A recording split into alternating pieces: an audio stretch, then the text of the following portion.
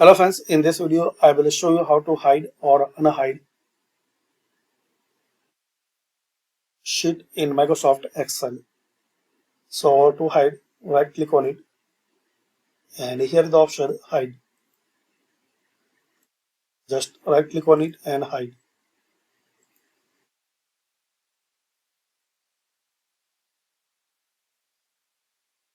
To unhide any Excel worksheet,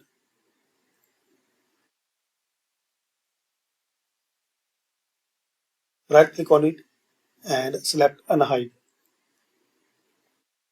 So here you will see the list of hidden worksheet with name.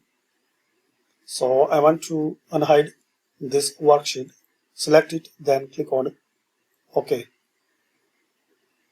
So that hidden worksheet will be appear. Again to hide, right click on it and hide. So thanks for watching guys. This is the way to hide or unhide worksheet in Microsoft Excel. Share, like and subscribe and check out the playlist to learning Excel.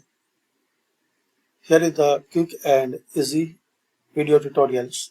So check out the playlist and share your feedback for this tutorial series.